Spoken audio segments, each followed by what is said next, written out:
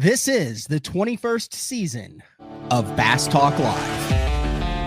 BTL is presented by Bass Cat Boats, Strike King Lures, Aftco, Pro Guide Batteries, Spro, Gamakatsu, The Bass Tank, Denali Rods, Beatdown Outdoors, and Sunline.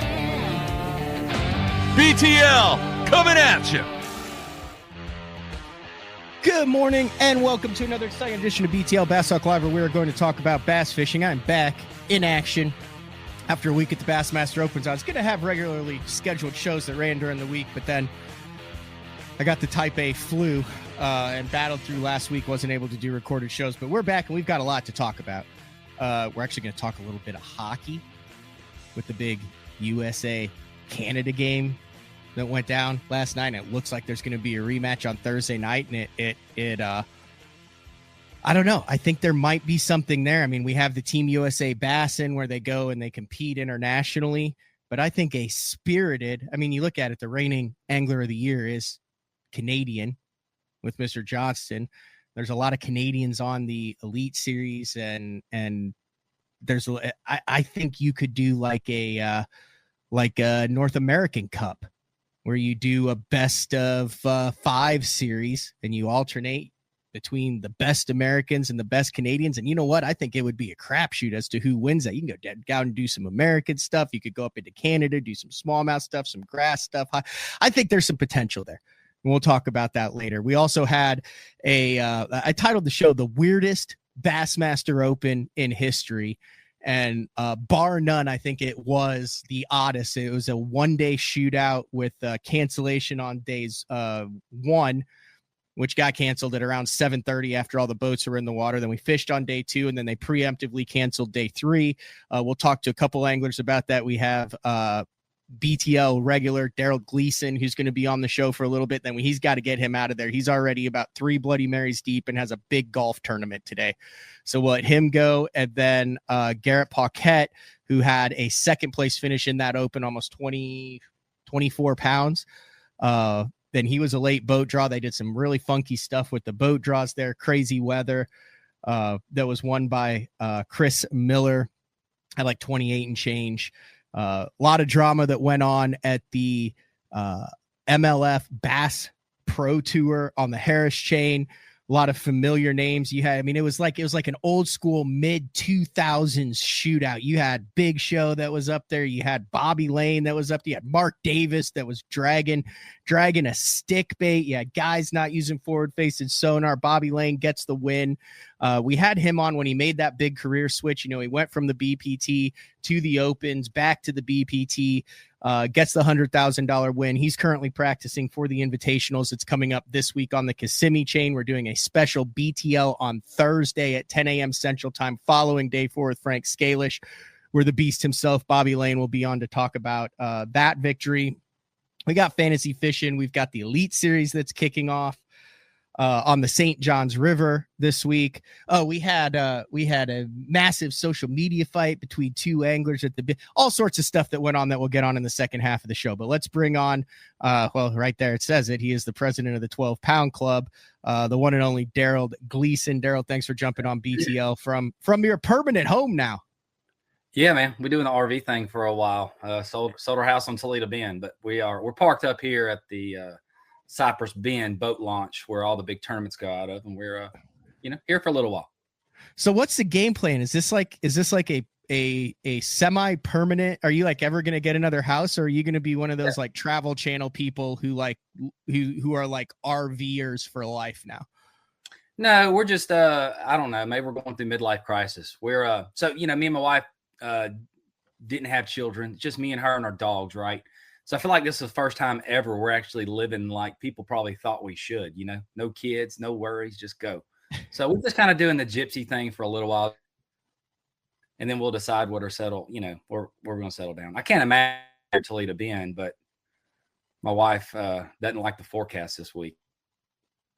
Yeah, it is scheduled to be fairly cold. So I titled I titled this show "The Weirdest Bassmaster Open in History." You fished a bunch of these things. We fished a bunch. Is this just the oddest, most bizarre week that you'd ever seen in a Bassmaster Opens tournament? It's specifically to kick the year off in a division where every day is super important.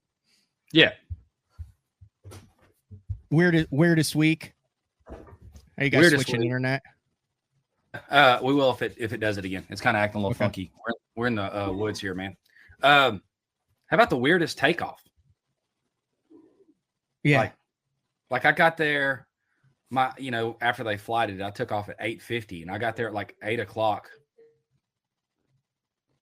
And I don't know, it was just eerie feeling, wasn't it? Yeah, it was. So they sent an email out, and I'll say this before we get into it. When it comes to weather delays, it is a no-win situation for Hank, for the people at Bassmaster.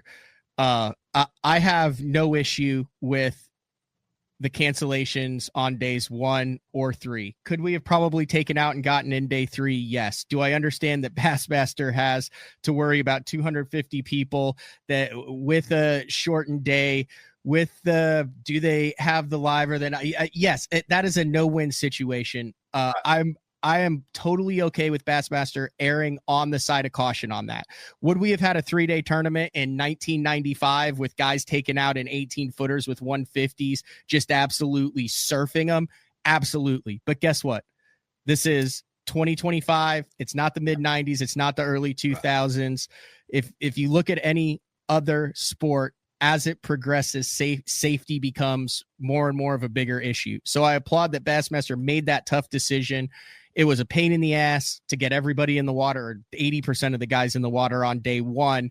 And then Hank went out, observed the conditions, came back in, they canceled it. And then it was an absolute debacle getting everybody out of the water.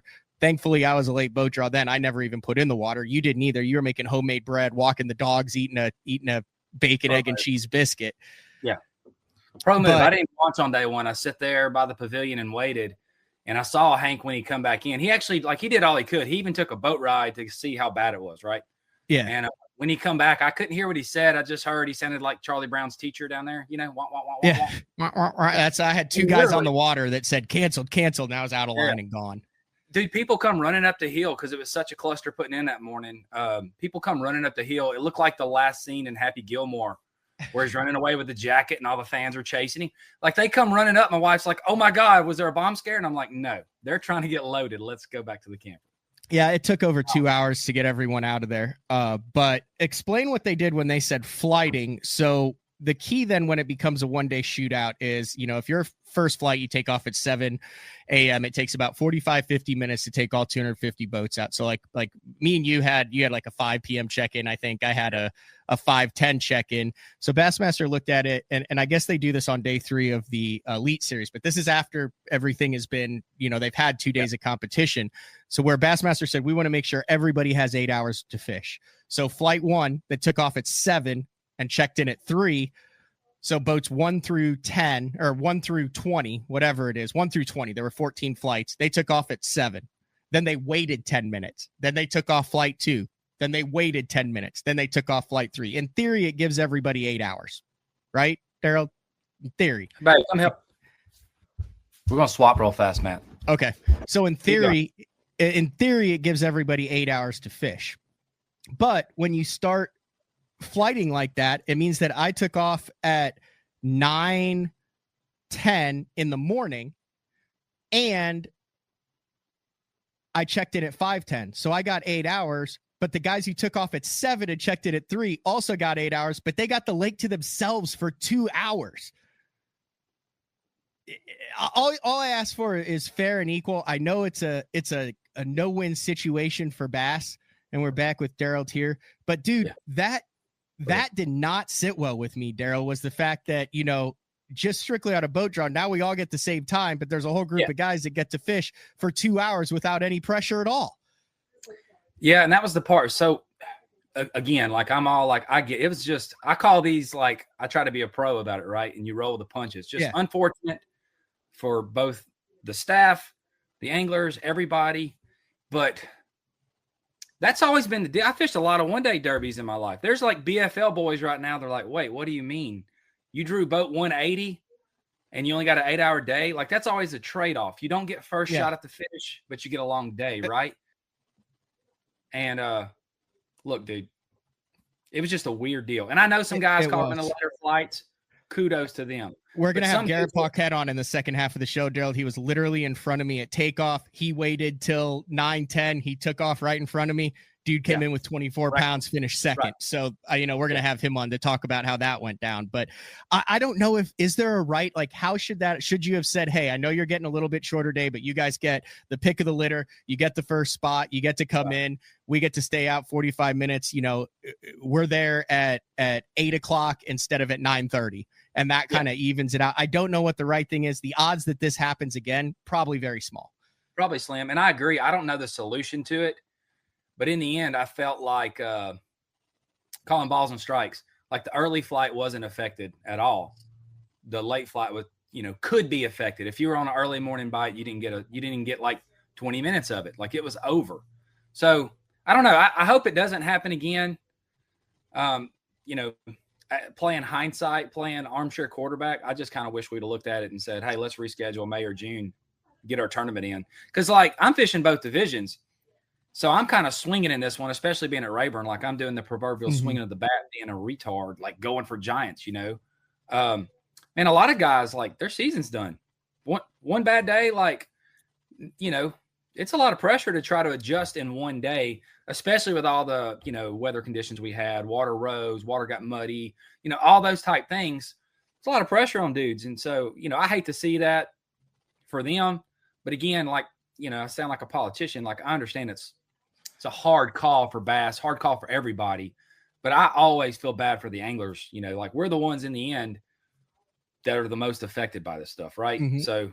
And obviously the guys who went out, who made the adjustments, who caught it, Chris Miller catching a big one on a Nessie, one of those soft glide baits, catching the rest on a minnow. It's one of those things where if you caught him, you're like, dude, you had one job to do. It was go out and it was to catch 17 plus and stay in it. Yeah. And, I had 12. That's key to our world we're living in now too, though. You don't go catch 13 or 14, get paid. You got to have 17 plus. Yeah. 100%. Could you feel, I felt like my internal clock all day it just didn't feel, I felt sped up, but also felt like, I don't know, I felt like I overslept for the first time ever or something and showed up. It was weird. It was just put in at 8:50 in the morning, Darold. But, in the end, it is what it is. And kudos to the dudes that went out late numbers and overcome that and caught them. Good for them. And those that went and caught them early, kiss my butt, man. I hope the next tournament you draw late and got to sit there and watch. I think there were quite a few guys that also caught him late. I don't know. It was a weird event, but and a quarter of the season too. A quarter of the season with the 4 headed to it. But moving forward, you got a big golf tournament today. Yeah, so I'm a member here at Cypress Bend Golf Club, and this is a fun one. I've only got to play in this one time, so it's like a member tournament. And this is you don't get this in fishing. This is the one-man scramble. What is that one-man scramble? 2 shots, 2 drives, 2 fairway shots, 2 chips, 2 putts, 2 everything. Really? It's literally a scramble by yourself. Lots of swings. Yeah. Wouldn't that be cool? What hole? So Cypress Bend, that's the one where when you take off from Cypress Bend, where the ramp is, where everything takes off on Toledo, and you go straight across, there's that hole that's right on Toledo Bend. What number is that? That's 11. The first one you would come to 11. But that one is always a shot when it's windy. Yeah, and what's cool is they did a course reconstruction a couple years ago, and they took out a bunch of trees, moved some more holes along the lake. So now it's really a lake course. And the windy days, dude, it's odd some of the holes what you hit on certain days. Like the little par 3, I proposed to my wife on hole 17. It's it can play 80, 90 yards most days. But there's times when it's blowing out of the north, plays 150 yards. It's wicked. Mm-hmm. So, but yeah, we're going to go do that today. It's Monday. It's President's Day. So we're going to go do that. Maybe do a little, make sure my wife can't hear me. Maybe do some day drinking with the boys. and really put last weekend, I had my day of mourning Saturday. Just put that out of the mind. I was kind of bullheaded and swung for the fence and, didn't fish that tournament like I would a normal, tournament. So yeah, it is what it is. So while we're on the topic of golf, you called me. I haven't said this to any. My dad knows about it, and my girlfriend knows about it, and that's it. But it sounds like the highlight of my year after this first event. I mean, I'm not out of it. I finished 100th out of 236. I mean, I still got to do some catching as you drink your tomato juice there. But the highlight of my year, you called me like a month ago, and you're like, "Hey, I got somewhere I need to take you." Yeah. It was about 2 weeks ago. We just got an interesting opportunity come our way and you can see I'm wearing the merch, right? Hold on. I forgot about this. You got a little something? There's the old course hat. Oh, I like it. Yeah, I actually got your ball mark still hidden in my drawer. So we're going to get to go to Augusta. So I've got to go last year and see a practice round. Really cool. But if you like golf at all, honestly, even if you don't, you would just like, I don't know, it's hollowed ground. So we're going to get to go to a day at the Masters, the Friday part of the tournament. And since you missed Clark's Hill, I told you I'm going to bring my boat. We're going to go get a day in Clark's Hill because I think you would love that lake. It's like everything you like in fishing lives there in Clark's Hill. So we're going to do a guys weekend. We're going to go fish Clark's Hill. And then we're going to go to the Masters on Friday, like the actual competition, and get to watch it.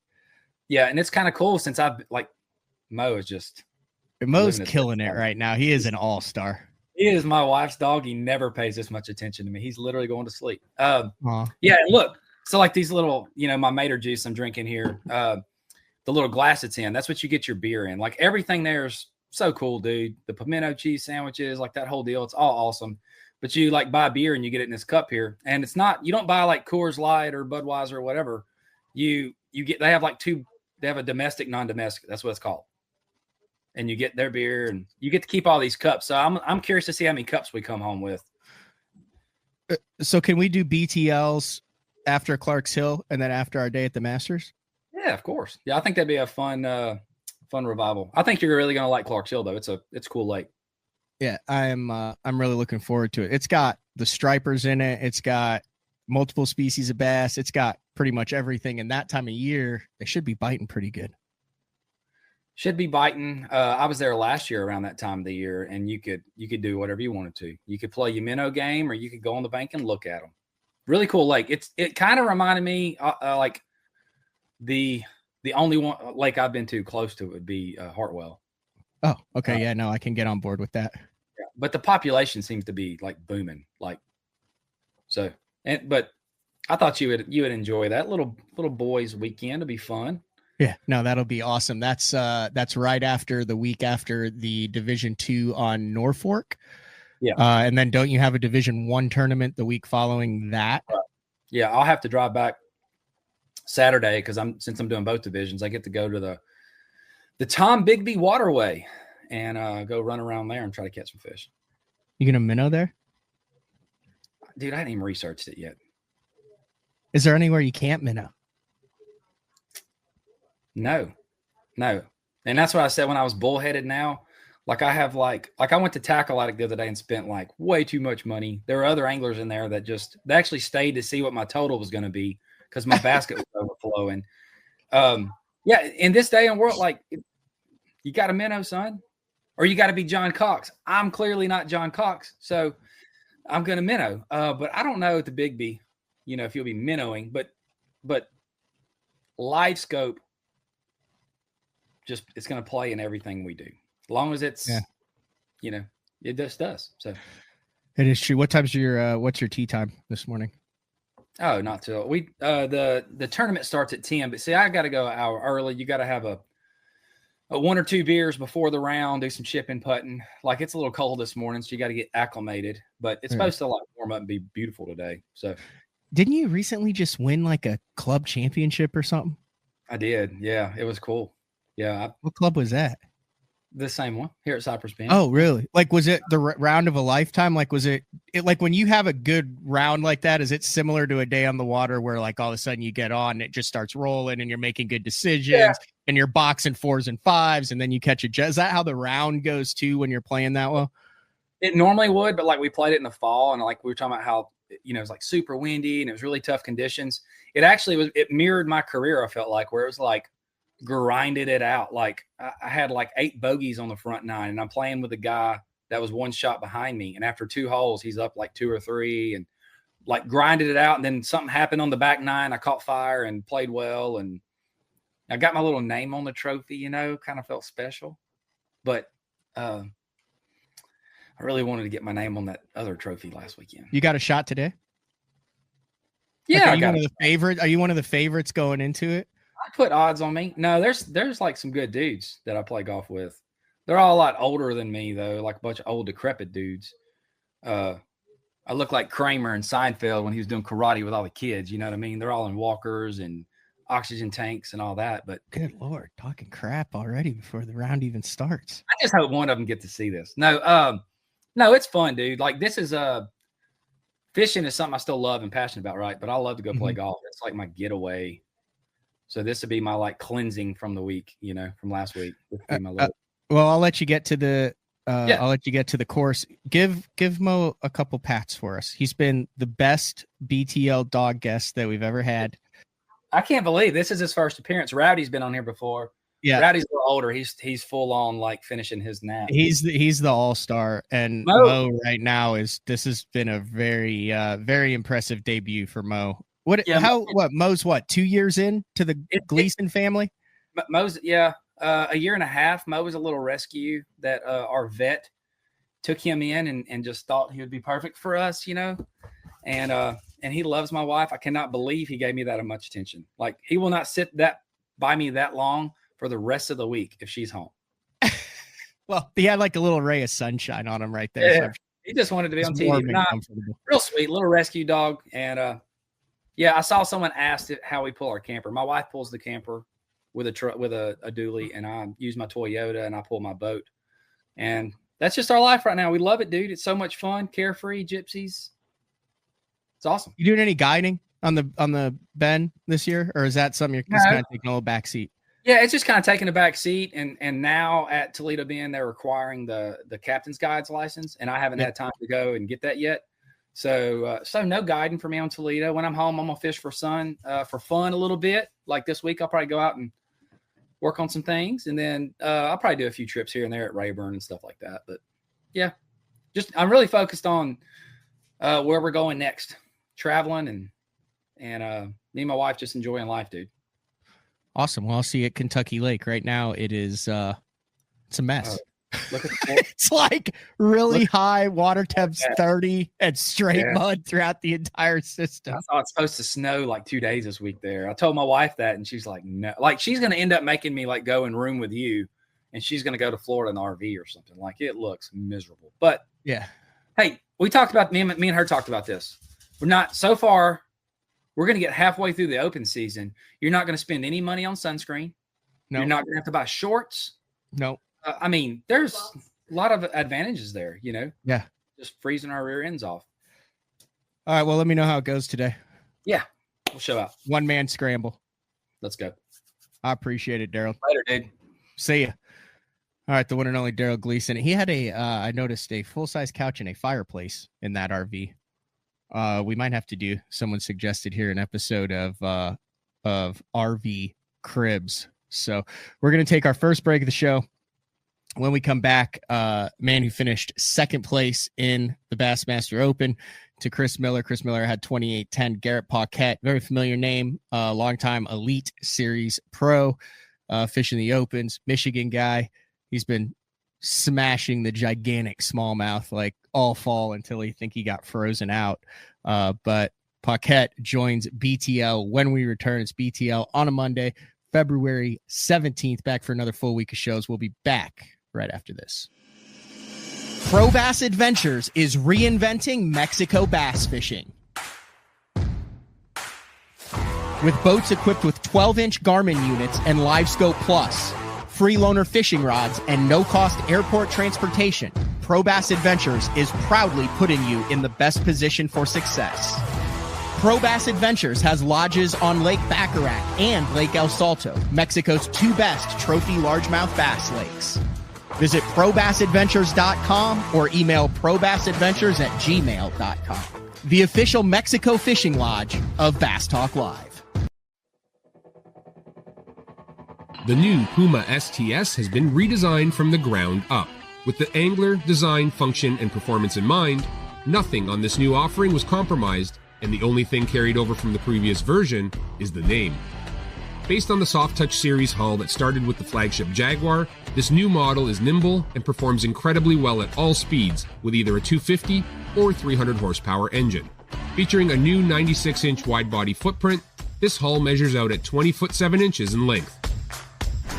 Industry-leading design coupled with tournament-winning performance. The Puma STS from Basscat. Feel the rush.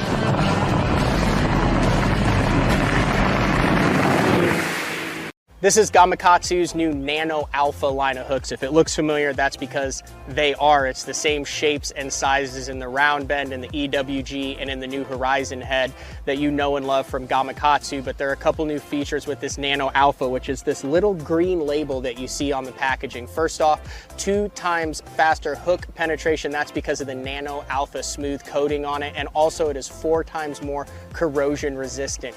Check it out, Nano Alpha.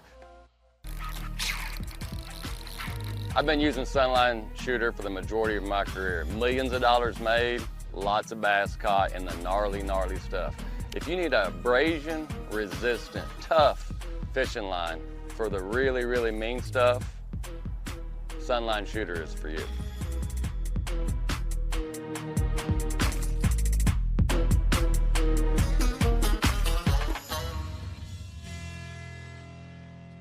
All right, welcome back, BTL on a Monday. We're going to bring Garrett Paquette in, and I did not realize this until just now. What's up, Garrett? What's up, man? Thank you for Thanks for jumping on BTL. Is this your 3rd consecutive top 10 in a Bassmaster Open? If you go back to last year, I believe you had a 7th place finish on Logan Martin, and then a 4th place finish on the Mississippi River, and then kicked off this year with a 2nd place finish. Is that 3 consecutive? Yeah, not consecutive, because they were all, we had tournaments in between there. I didn't know there were tournaments in. Yeah, but yeah, I think I've been on a good little roll. I think 7 of the last 7 Opens, I think 6 checks, 3 top 10. So we've been on a little bit of a roll here. All right. So I talked with Darold a little bit about it. I didn't want to sound like we were like bitching about it. And that was one of the reasons why I wanted to have you on. Cause so like the way they flighted this deal, we took off at 9:10. They like me and you were the 1st and 2nd boats in the last flight. Yeah. And then you went out and finished 2nd, $20,000, off to a great start in Division 2, trying to make the top 50 for that EQ. Kind of walk me through what your mentality was, how your day went, and how you were able to catch 24 pounds on a very stingy Sam Rayburn that changed so much from the practice through the tournament. Yeah. So, it was obviously a wild week, something we've never experienced. I think Bass might have said it was their only 1-day tournament that was scheduled for 3 days. I think I might have been wrong, but it was funny. Like I was driving down there and I realized, hey, this is my 10th year of fishing Bassmaster tournaments. 3 years of the Opens, 3 years of the Elites, and now I'm back on my 4th year of the Opens following the Elites. So I think that helped me a lot. Like I look at some of the guys that came into this tournament and say this is their first Open or this is the 2nd year they're doing this. The changes that we had and the cancellations and the weather, that, if I was in their position, that would have destroyed my tournament. I mean, mentally, that doesn't sit well with me. I don't like a bunch of changes and, getting off my game. So that would have totally threw me completely off my game. But I think just kind of being around now, and I guess, you could almost consider me a veteran at this point, which is kind of funny. I think you are a decade in. That's decade in status. So I'm, I was a little just more relaxed, I guess, in that situation. And, I've been doing it long enough where I know you want things to go a certain way and they rarely do. And you just kind of have to put up and deal with when they're not. And, in this specific situation, because I know we talked a lot before our takeoff because we were sitting at the dock there for 10 minutes. In this specific situation, I had a horrific practice. Like, I was talking to a few people on our day off, our first day off before the cancellation. And I said, this is literally one of the first tournaments that I can remember, out of 10 years of doing this, where I feel like I literally can't win, which is a very humbling feeling, and like realistically, you're never, it's very hard to win. Obviously, I've never won one of these, but there's always that hope of like, okay, if I get this spot and I catch these fish, like I'm on the right deal, or, hey, I caught a 10-pounder or 8-pounder in practice. I just got to go duplicate that. Like my biggest fish in 3 days out there in practice was 3¼ pounds. And I probably caught like 160 fish over 3 days. I mean, I caught a ton of fish. I had no clue on how to catch the right fish to win. I'm coming into this tournament thinking I have the biggest fish I've caught in 3 days. I have to double that and catch it 15 times over 3 days to win this tournament. We know right now you need like a 28 to 30 pound bag, which is what it was to win. So I was, I was in a pretty frustrated place, and I wasn't giving up because, like I said, I know that, practices and everything and all that, but it was definitely an uneasy feeling that I was going to be starting the season, really having to just kind of, pull something out of nowhere. But I think that first cancellation day, it helped me just, kind of like reset. And we had so much rain. I think we had 3 inches of rain there. We had all those big winds. So it kind of made me feel a little better, not necessarily because I thought I was going to go out and smash them, but I knew the lake was going to change for a lot of guys. I knew a lot of guys, that probably did, have a little something going. They were going to be obviously more affected than that by me. Guys were going to show up to spots and be disappointed. All this water got muddy. All this wind blew away my fish.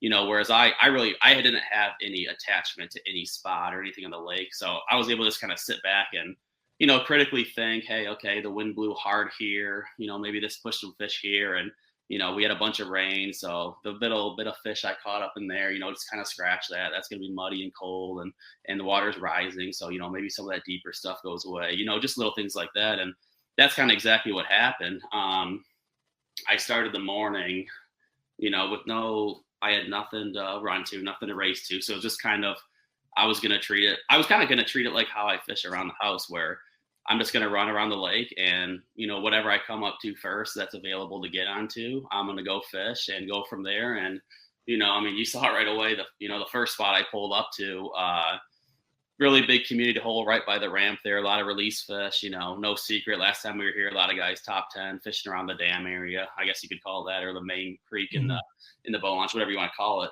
But, that was one that I had caught just a couple fish in practice, and the wind crashed in there pretty much for, 40 hours straight.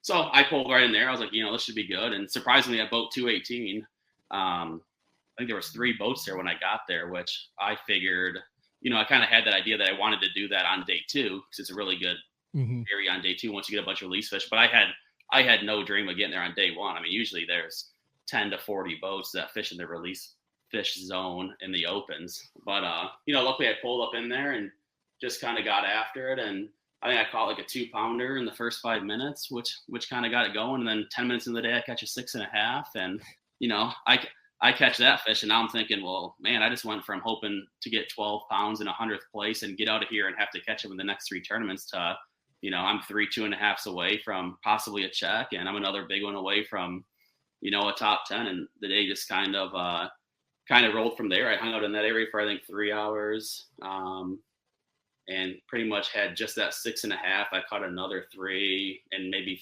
2 to 2.5 pounders. So anyways, I had like 17 pounds in the first 3 hours. All just throwing, jig head, minnow, Demiki rig, all that good stuff. And then the kid I stayed with, Chris Hellebuck, who also has been on a roll, we work a lot together.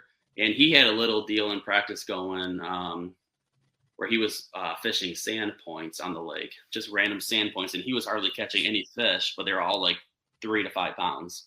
So I kind of had that in the back of my mind. And now I'm at the point where I have a lot of freedom in the tournament. Hey, you're probably getting a check, or at least you're having a good finish where you're not blowing your season apart. So I was like, you know what, I got half the day here. I'm going to run these sand points, which I did not catch a fish doing at all in practice. But, I knew the potential for a big fish was there, and that fit with the conditions of what we were dealing with. And I thought it would actually get better because we had all that rain. So I figured if there was any fish in the creeks, they'd kind of want to push out toward the main lake. So I started running sand points. First one I pull up on, I catch a pounder on a jerkbait. That was pretty much my thing. That right there, that was 24 pounds. I think I caught another like 212 later in the day. But it all happened pretty fast for me, and really, all on things that I did not have a ton of success with, but they just kind of fit what I thought the conditions of the day was going to be.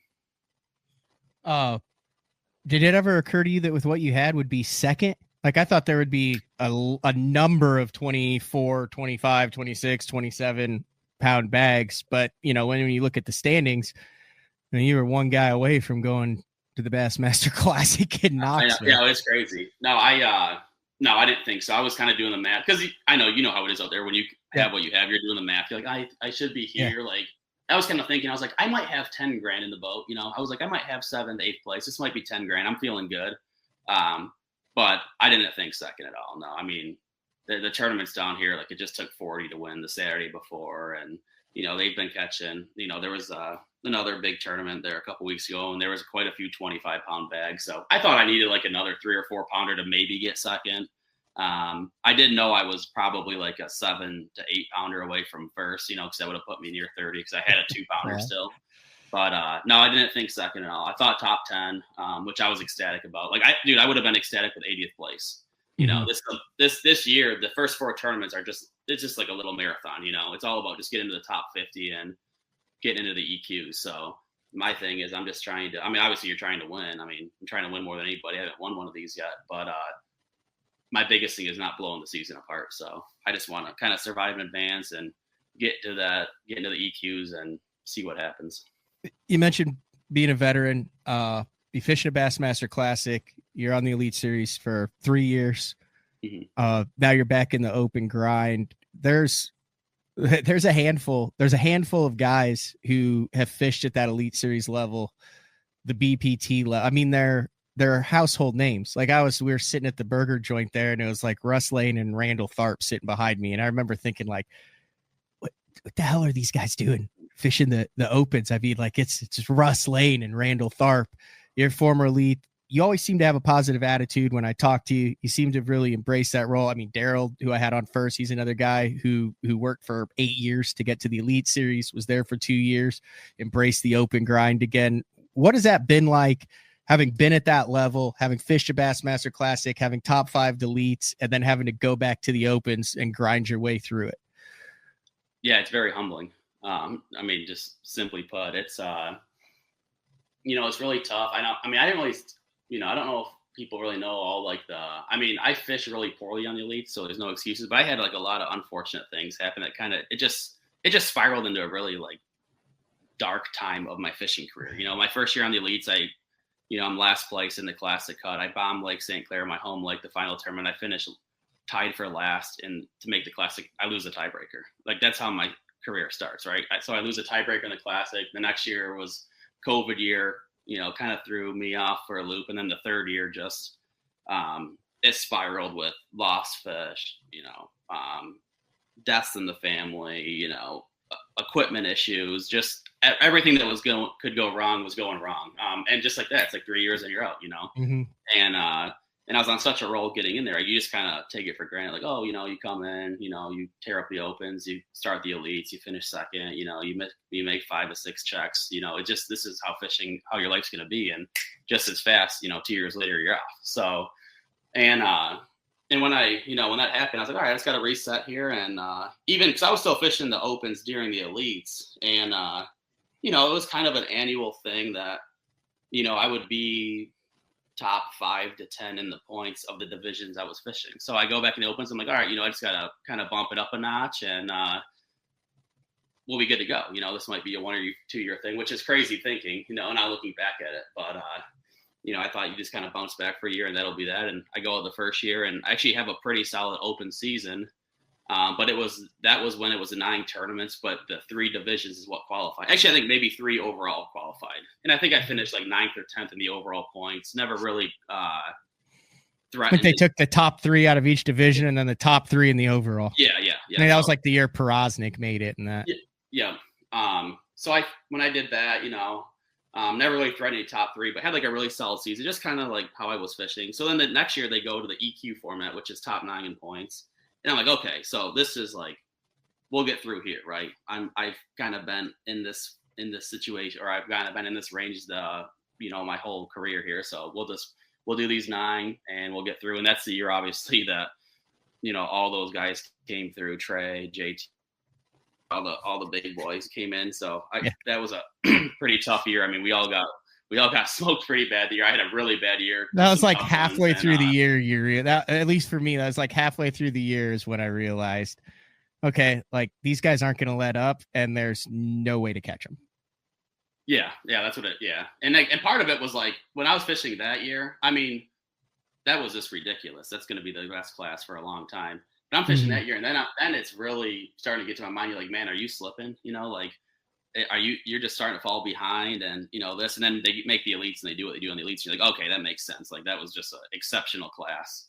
And then we go to last year, and last year I start off terribly again. I think I had like 160th and 280th or 70th, something like that. And now you're like, okay, like there's just maybe you're never getting another chance at this. Like, it just is what it is. And then I kind of get on a good stretch there. I think I cashed 5 straight, 2 top 10s, and just kind of ran out of steam at the end. And of course, at the end, like I have a glimmer of hope, and then we have the Hartwell tournament. It cancels. We lose half the field, which I need a big field because I'm still out like 50 points.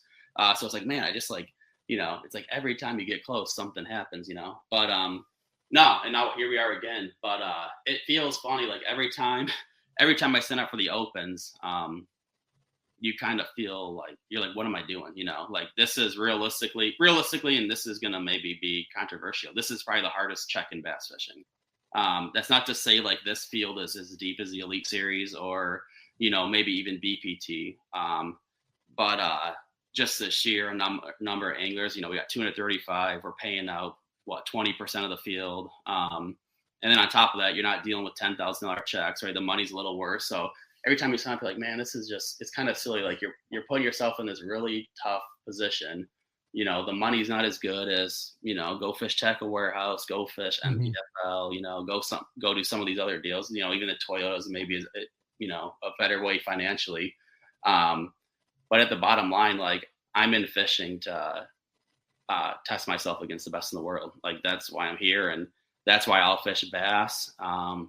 In the Opens. I think this is an awesome challenge, and then try to make it to the elites. I think that's the best field of anglers in the world right now. I think that's, pretty safe to say at this point.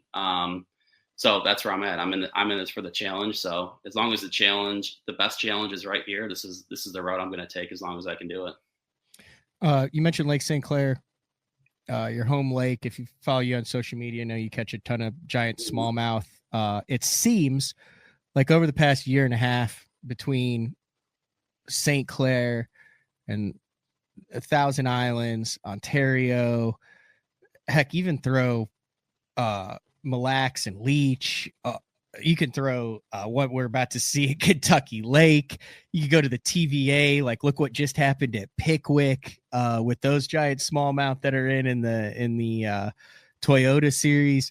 Are we in the golden age of smallmouth bass fishing, Garrett? Has there ever been a time period when you combine the health of fisheries across the country with the technology and the angler knowledge? Has there ever been a point in the past 60 years where guys are catching more and bigger smallmouth than right now?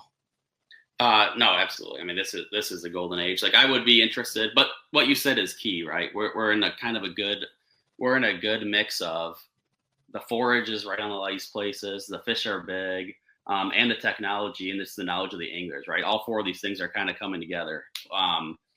It's hard to say because obviously I wouldn't say we're dealing with the biggest fish, maybe ever. I mean, I do remember like Lake Erie would put out some 8 and 9 pounders, 20 years ago. Obviously Dale Hollow has a world record. I think they caught a lot of big ones back then, way before our time, of course.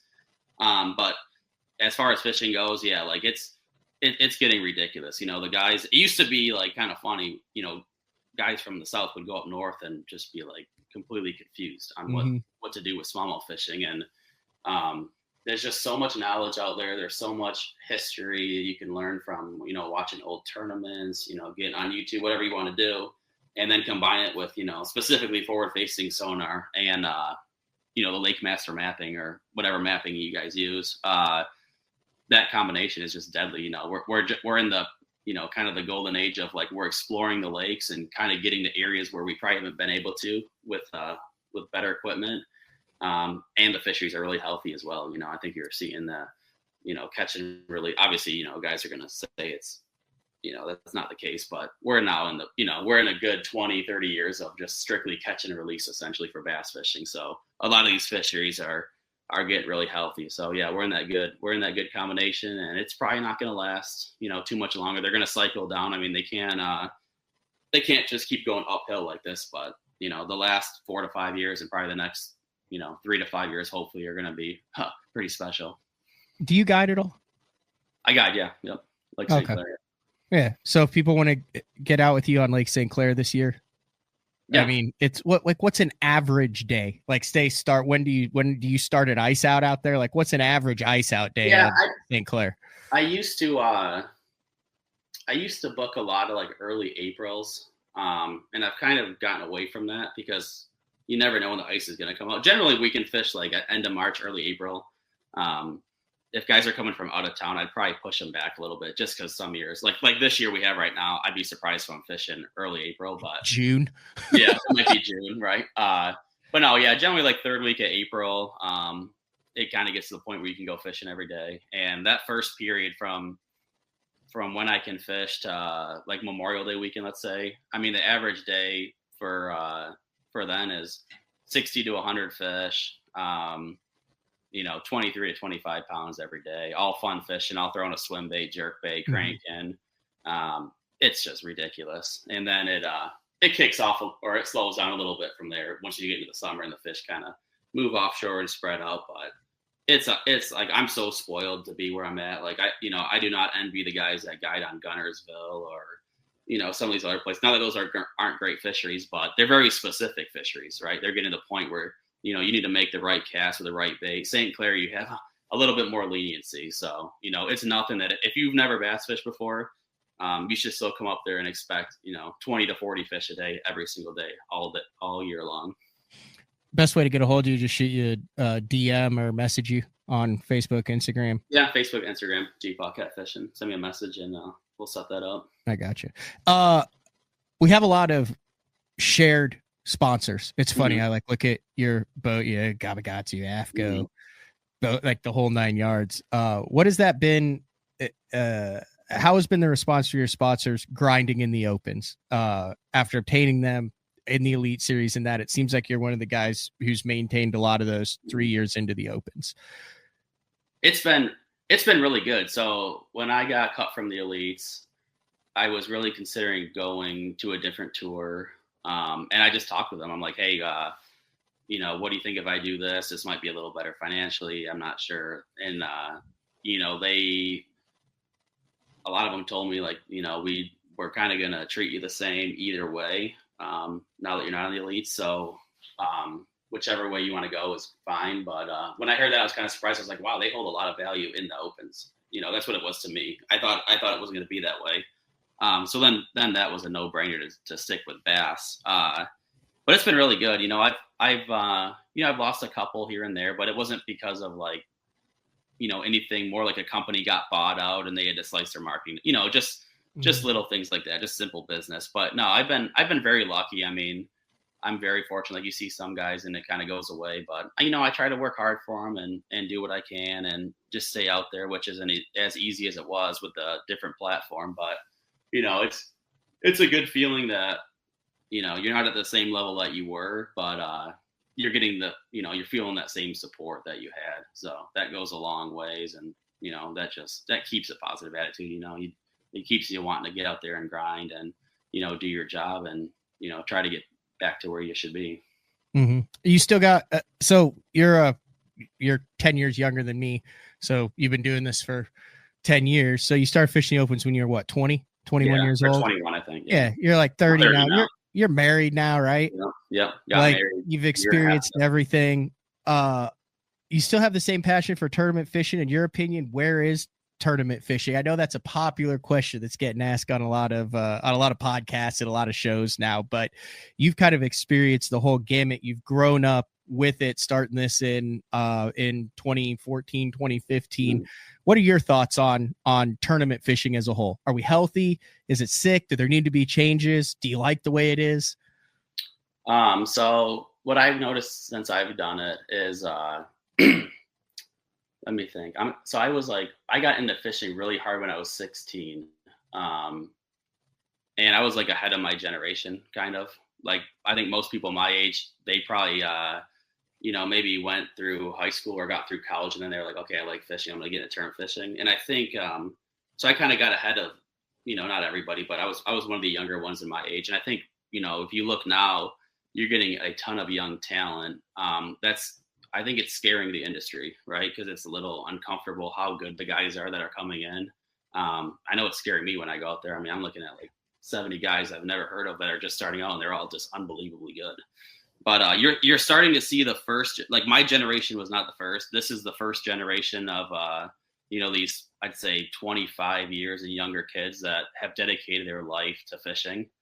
So you're seeing just an insane amount of talent getting dumped in here. And it is, I guess, controversial because some guys are getting pushed out that, have been around for a long time, maybe that includes myself, but a lot of guys are kind of getting pushed away because you're seeing what it looks like to see lifetime dedicated anglers, not guys like, for me, my dream, and I think you were the same, right? You played hockey. My dream was to play in the NHL.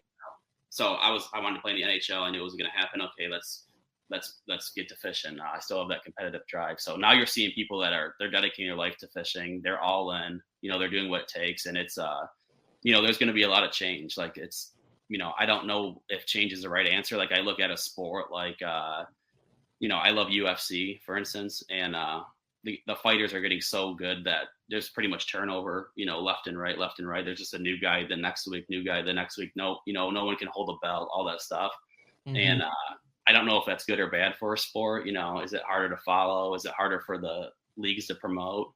But I think in the end, we should want the best product, which to me is probably the best anglers at the top. So if that's how it has to be, that's how it has to be. But, they might have to change the way they market it, or, how guys market themselves. It is definitely a much more competitive atmosphere than when I got in there. And, there's definitely, I'd say when I fish an open, when I first came in here, if I was a 200 boat open, I'd be, I'd feel like there's 50 guys in here that, are competing. I'd say there's, out of the 40 checks, there's 70 or 80 guys that have a chance at it.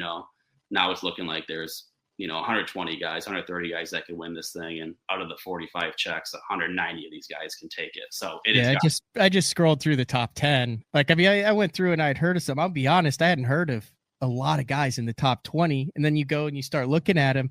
They're all 20-year-old kids, 21. I mean, at least they looked at, unless it's crazy. Now, that's no knock on it, but it's like, I mean, they have no fear. Right. They have never tasted the bitter pill of defeat. They understand what they're doing. I stood around at that meeting and looked around and went, oh my God, like I'm not only like above average, like I could be these guys' dads at 40 years old. It was unbelievable. I did want to talk about one more thing, shameless sponsor plug. But I want to throw that up on stage right now. And with all of the FFS and the minnow stuff right now, is there a better hook out there than that Horizon Head LG? I am so glad you asked, because this is what we're going to talk. So I got this guy right here. And there's a million jig heads. There's a million good jig heads. And, Gamakatsu came out with this one. What was it, last May-ish, maybe? Yeah, April? maybe. It's been around in Japan for a long time. Okay. So yeah, this is the LG, and it really goes against everything I believe in. Like, I despise EWG hooks, and you can tell this is off of an EWG hook. The point's a little higher than the eye, which is fine. But I don't know what the deal is with this head. This thing is ridiculous. Like, I have the best place to test jig heads. I have Lake St. Clair. So if it can handle 4 to 5 pound smallmouth all day long, it will catch 9 and 10 pound largemouth. It just is what it is. And that Horizon Head, dude, has completely changed everything for me. Like, we're all getting really big into, the jig head minnow deal. And I just never could get on a head that, wouldn't pull off when I had a big fish, or, you wouldn't bend out a hook. And that thing has completely solved that for me. Yeah, if you guys are looking for a head, the only downside is they don't have them in the heavier heads. If you're gonna, go 3/8, you have to, look at some of those other options. But this, like, I threw that 5/32 ounce 3/0 hook, dude. That's what I throw. If I'm throwing a 5 to 6 inch bait, that is like the only head I throw. It's just the perfect weight. The hook's the perfect size. It's ultra thin, strong. It doesn't bend. It is, and the shape of it must just keep them pinned. Like I said, I despise EWG hooks, but not this one. Like whatever it does when it gets hooked in there and locks in, that thing's a real deal. Like that has, that solved a lot of problems. I ruin more of the LGs trying to get it out. Like when it gets like slightly off center in there and it like disappears into their either eye cavity or brain, it's impossible to get it out without bending it. Yeah. You'll go through a lot of hooks. I'm a big fan of that one. I use that one, and then there's also a Japanese one that they actually make in a 7 gram, and a little bit heavier that I use. But I saw that you had that in the gallery, and I've got so many packs of those Horizon heads. If you're just getting into it and you want to know, I get a lot of questions about that DM. Hey, that's the one to start with right there. Like you cannot go wrong on that. You can fit that in a 4-inch bait, a 5-inch bait, a 6-inch bait. It's pretty much the best all around jig head when it comes to minnowing. You can throw it on a paddle tail or straight tail minnow. It's amazing to me, like all the little nuances that like just a simple jig head like that makes. But what would you say like your bite to land ratio was through practice and the tournament on the minnow? Through practice wasn't great because I was kind of like, not as focused. So I was setting the hook too early and doing all that stuff. But I mean, I'm still like literally not even hook up to land ratio practice and tournament. I mean, like I said, I probably caught 160 fish in practice. I didn't catch as many. I caught like 25 in the tournament because I started getting selective. The fish I had hooked, I lost maybe 1 or 2, 0 in the tournament, 0 missed fish in the tournament. In practice, I probably missed, a handful each day from just, kind of being, lackadaisical out there. But yeah, dude, the hook up, like if you hook one, like you'll have a few just because fish bite the bait weird in general. Like you'll always miss some fish because they'll get it and you'll set the hook and they'll be gone. But when you actually hook one on this jig head, I mean, I think lifetime, if I had to do stats, I'm looking at like 98, 99%. Yeah. Like it is unbelievable. And I pull hard on them. Like that's the one thing is I do believe with the Mickey rig, like, it's not like a drop shot to me. I really pull on them hard and I try to get them into the boat and that thing is just ridiculous. Valid question here, fellow. I see that, yeah. Michigander? Is that the correct word? Michigander, yeah. Yeah. Ask Garrett if he's ever fished with Connor Hellebuck. He is the not only the Jet started goalie, most likely the Vezina Trophy winner for this year again, but also Team USA goaltender. Have you gotten in the boat with him? Yeah, we fished. Like you have? Seriously? Yeah. So Chris is. I travel with Chris, who's his brother. Wait. Chris Hellebuck fishes? Yeah, we travel. He fishes the Opens, so. Connor Hellebuck's brother fishes the Bassmaster Opens. Yeah, we're roommates. How did I not know any of this? I don't know. Yeah, so we're roommates. So yeah, I know Connor well, and obviously he's pretty busy, but we fish, and then me and him every year we do a best of 7 tournament series, local tournament series, which we're 1-1 through the years. He beat me like 4-3 one year. He got me 4 tournaments, and last year there he is, Chris. Yeah, last year I absolutely destroyed Connor. I got him 4-1. So, but yeah, Connor's actually. It's funny, like obviously he's a good fisherman. He's not obviously like at the highest level because he doesn't have the time to, but he is such a competitor that like it's hard to beat him. I'll just put it that way. So it's fun. Yeah. So we do a best of 7 each year with local tournaments, and yeah, they're a lot of fun. I don't think people understand how many bass fishermen or how many fishing enthusiasts are hockey players. Because there's so many people that are just anglers up in Canada, and it's still 43% of the NHL are Canadians. A lot more in the minor leagues are Canadians too. But during the off season, there's a lot of passionate hockey players who really like to fish. Oh, I mean, a way more than you would realize. Yeah, there is. Yeah, because that was what surprised me, like meeting him. You started realizing he's like, I fished with this guy, Buff Flynn showed me this. I'm like, oh, these guys fish. This is crazy. So, and I know Gussie, and the Minnesota guys. Yeah. Owen Nolan was a big fisherman. Yeah. Like they're all about it. So it's pretty cool. Very cool. All right. Well, I'm going to let you go. Thank you, man. I appreciate the time. Congratulations on a second place finish. Like I said, that was very impressive. You, like I said, we took off next to each other and you literally got on pad and then got off pad right away. And I was like, oh, he wasn't kidding. He didn't have anywhere to go. And then when I see you weigh in, I was like, oh my God, you got to be kidding me. Like that was a baller move. Like I drove past and looked and I was like, man, there's like no one in this area. And it always plays. And then it sounds like you made some really good adjustments, started off strong and then kind of rolled the dice on it. Good execution. So that's all you can ask for in a one-day shootout. Yeah. This wasn't the biggest bag I've caught. This wasn't the most fish I've caught in a tournament, but it was probably the best day I've ever fished, honestly. So if I could somehow take this day and put in all my tournament days, I think I'm going to be pretty happy at the end of the year. But it's so hard to, my saying is if you can fish at 80% of your ability in a big tournament, you'll make a career out of it. I mean, it's so hard to be at, 100%. You're looking at guys like KVD, they probably fish like close to 100%, but it's really hard to be on top of your game. But yeah, I was really proud with how I fished and, I guess got to kind of, it's just funny. You just want to get back out there and keep it rolling because I know how the momentum swings. They go just as fast as they're, going well, they'll go bad. So I'm ready to get after the next one in 2 weeks here at Kentucky. Are you still rocking the Douglas rods? Yeah. When's the last time you chatted with the world's most interesting angler, Fred Kantawi? It's been a little bit. Yeah. I need to give him a call. Yeah. Give him. It's always interesting. Yeah. He's probably doing some like lake sturgeon study where he's getting paid to catch him or finding some sort of exotic flower in the desert, GPS marking it, deep of water. Yeah. Writing a book on steelhead. I mean, the dude is the wildest guy I've ever met in my life.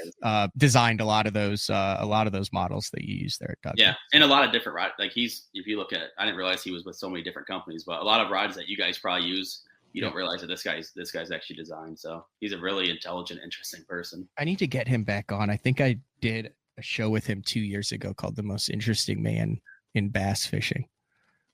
He's a wild one, man. Yeah. So, all right, Garrett, I appreciate it. Thank you for jumping on BTL. Yeah, your assistant. I'm going to owe you guys some money. That was way longer than 45 minutes. Paquette charges by the minute for podcasts. Yeah, after 45 minutes, it's $10 a minute. So we'll get that invoice to you soon. Well, do it. Well, worth it. Thanks, Garrett. Yeah, thanks, guys. We'll see you. All right, that is Garrett Paquette after his second place finish. We are going to come back. We're going to put a bow on the Open. Talk a little bit more about rules on that. We've got some fantasy fishing stuff. We have a barn burner on the BPT with some epic back and forth social media jawing between two anglers.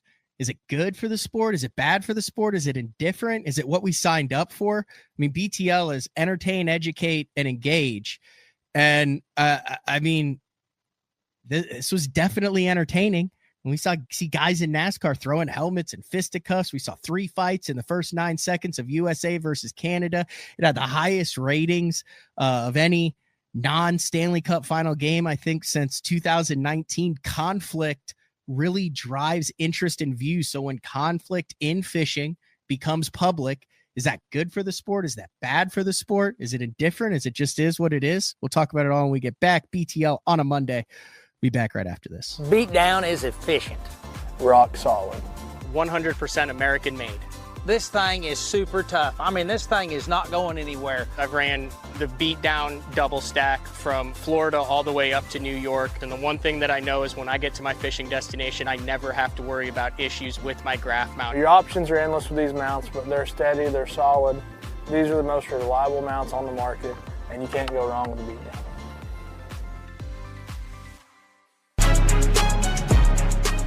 When you're ready to hit the water, Denali Fishing has you covered. Regardless of your skill level, From beginner all the way up to tournament pro, Denali has rods, reels, and tungsten to get the job done.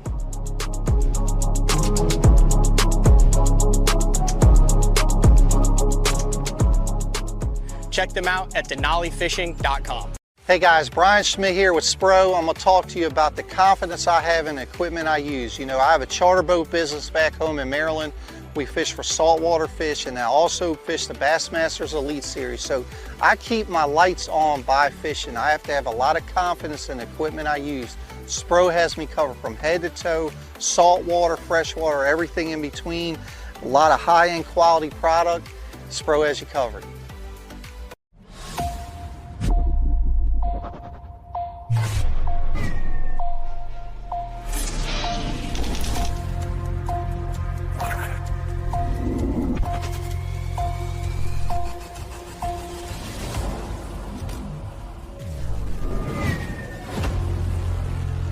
Everything you need, one legendary brand. Top 100 Strike King.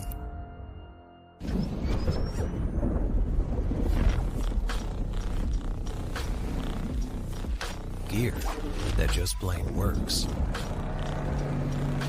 Cast after cast after cast.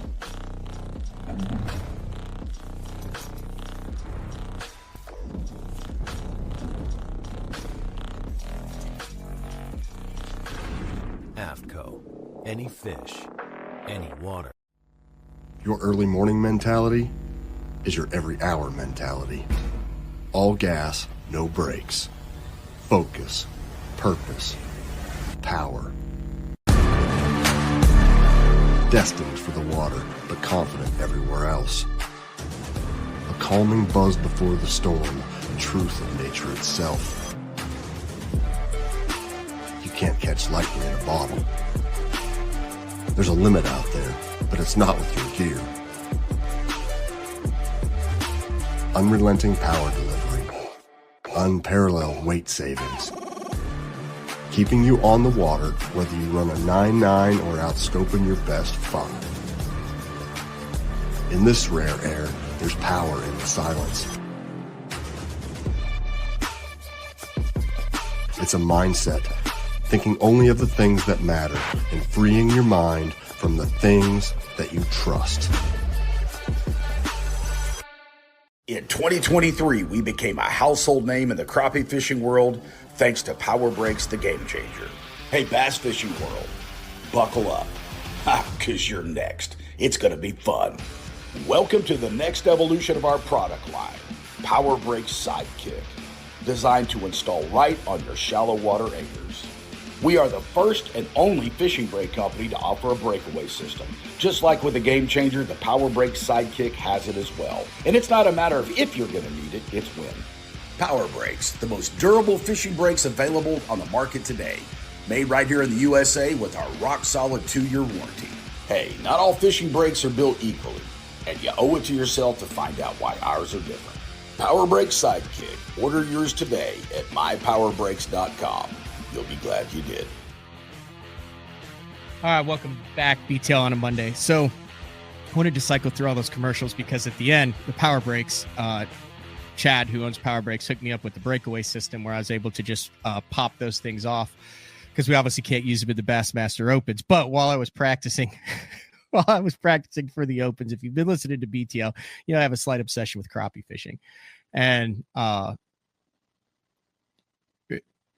later in 2025, there will be, in addition to, there will still be 4 Bass Talk Lives, regularly scheduled programming, 8:30 a.m. Central Time, Monday through Wednesday, with day 4 on Thursday, and some guide day sprinkled in on Friday. But additionally, there's going to be some dedicated crappie content focused and targeted towards bass anglers who want to learn how to target these gigantic crappie. I've seen more social media posts, more guys targeting them, fishing them. I get more questions than anything else when I post these big crappie. So anyway, that's coming. But the breaks have been big in the crappie world for a number of years. We had Zeke Anderson in, who talked about how, you know, almost all the crappie guys have them. It allows you to stay in good relation with your fish, especially if you're long rodding them and dropping them on them. So anyway, Chad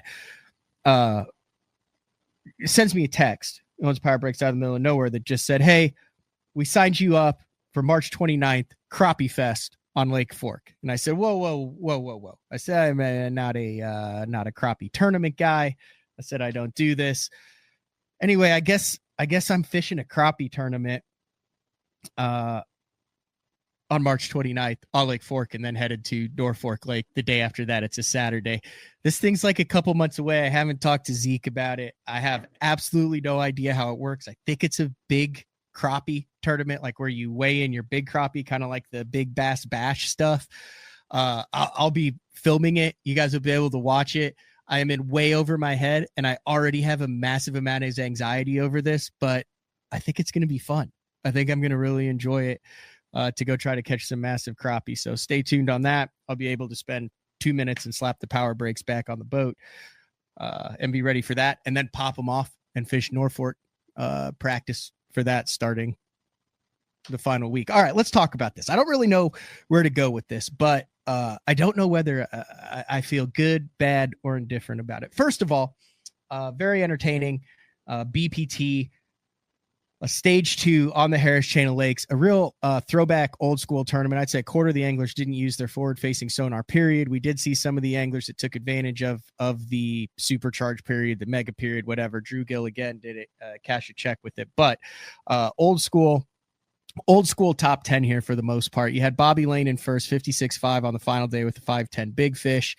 It caught him on primarily on like a white flipping bait. There were definitely bass on the beds there. You had Mark Davis in second. It looked like Mark Davis was leading a lot of the day, leading a lot of it, as old school as you can get, dragging a stick bait in Florida, doing Mark Davis stuff. It was really cool to watch Mark Davis. You had Terry Scroggins in fourth. Like if you were to name top 5 guys in Florida in there, definitely Bobby Lane, definitely Terry Scroggins, who are in the top 5. Fletcher Shryock, Ohio guy, but has spent a lot of time in Florida. Obviously Jacob Wall currently leading the angler of the year standings after 2 events. He had a really good Conroe and then backed it up with a 7th place finish on the Harris Chain there. And then down in 9th place, really good to see. And they call him the GOAT on the FLW Tour. Andy Morgan with a top 10, and then Keith Poche rounding out the top 10. So I watched a little bit about this, and I had a lot of people that called and said, well, what do you think about the back and forth on social media between Adrian Avina and Keith Poche? And I'll say this, I've had nothing but positive interactions with Keith Poche in my experience with him. I know that he wears his heart on his sleeve. He's not afraid to say things. He's a controversial angler when it comes to a lot of things and some of the tactics that he's done. I know there's been some controversy surrounding some of his wins, that open win on the Red River. Definitely some controversy surrounding that. In his behalf, Bass did give him a polygraph, which he passed the questions that they asked him in that polygraph. But I'm in the dark when it comes to Keith Poche, because for some reason I've been blocked on all of his social media accounts for like the last 3 or 4 years. So I can't see anything that Keith Poche posts. I don't know why. It is what it is. So I did see the MLF press release that they came out with on their social media that talked that basically, I would say, is like airing dirty laundry, where apparently Keith Poche said something about him having a camera in his boat and then them taking it out and putting it in the boat of Adrian Avina. It was a statement that says, come to the league's attention that Keith Poche has publicly expressed concern about his on-the-water coverage during the Bass Pro Suzuki Marine Stage 2 at the Harris Chain.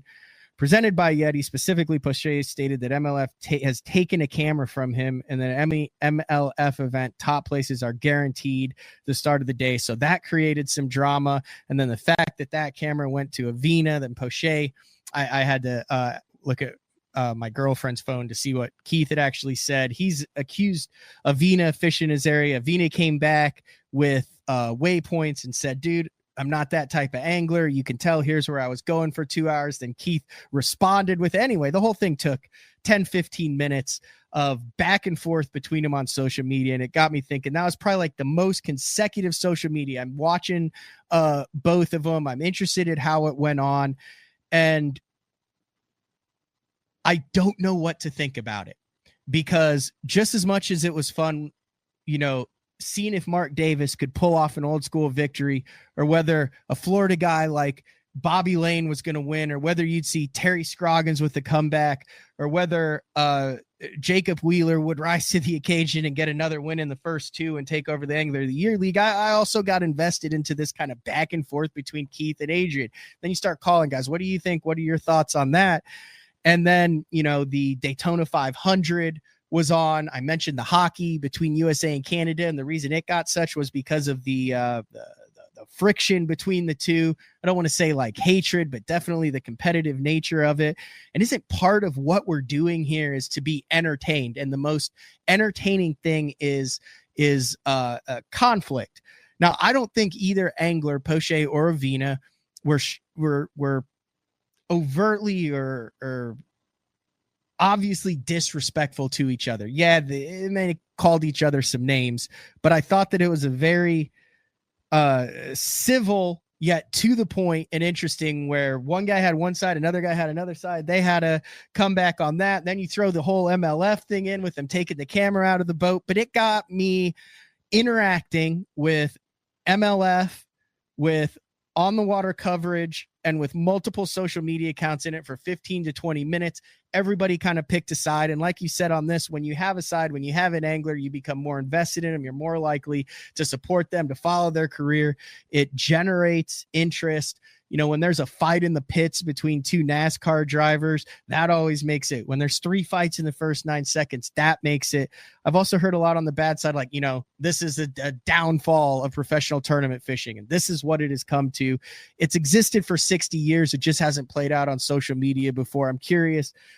Leave a comment, a message. Is this bad for the sport? Is it good for the sport? Is it indifferent? Is it too much negativity, or does it drive viewership? Does it create a rivalry? Is that what part of it is at the top level of competition? If you consider that lake the arena, should there be conflict in the arena? And should that conflict be public? Should it be played out privately? I don't think there's a right answer to it. There might be a right answer to it, but I don't see it as a bad thing. The way that it actually played out, I think it generated some interest. It made people pick sides. It is what it is. Like I said, Bobby Lane on BTL as of right now. So he's practicing for the Invitational. We had Bobby on after he'd made the decision to go back from the Bassmaster Opens, where he basically missed. He was one fish away from going back to the Elite Series, where he went back to the BPT. Wins the second event. It looks like his family was there on the bank cheering him on when he won $150,000. And awesome to see Mark Davis on. I'll reach out to Mark Davis, see if I can get him on BTL as well. Before we go, I do want to mention, I think it is time. So the Four Nations face-off in hockey, I think it is time for a one-off USA versus Canada, like 1996, like Canada Cup, the matches between the two. You look at the talent that is coming out of Canada on all levels. You look at the talent that you have in USA, where professional tournament bass fishing was born. And I think during the off season, a high stakes for the cup, for the bragging rights, the North American face-off between the top Canadians, Cooper, Gussie, the Johnstons, Polinick, Walters, Wheeler. Throw the top guys from each of them in, have some back and forth fisheries that take place over the week in Canada, in the United States, cameras in each boat, bragging rights on the line. I think that could be a really cool event. I know that, like I said, that they have Team USA Bassin right now that goes and competes against a myriad of different countries. The fact of the matter is that does not get the publicity that it should deserve, but it also, and I'll say it does not include the best anglers from each country. There's some damn good anglers that compete on it from the United States, but it's not the top. It's not what we are seeing in this Four Nations hockey tournament. I would love to see that. I think that would be really cool. All right, we're going to fire the music. It's good to be back. Like I said, apologize for no shows last week. I was deathly ill for the whole week last week and was unable to record the shows. But we're back. We're going to throw in some additional shows this week, perhaps some evening shows, perhaps some one-off shows. But Monday, Tuesday, Wednesday, then Thursday, day 4 with Frank Scalish, immediately followed by Bobby Lane, Bobby the Beast live on BTL at 10 a.m. And other than that, that's all we got. A lot of live viewers on today. I want to thank Darold Gleason for jumping on before his golf tournament. I also want to thank Garrett Paquette, congratulate him on a second place finish in the Bassmaster Opens. Hard to believe he's been doing this 10 years, but it's also hard to believe this is the 21st year of BTL. That's all we got for today. If you're in one of the regions that's getting the weather, stay safe, stay warm. Same place, same time tomorrow. We'll talk to everyone then. See ya.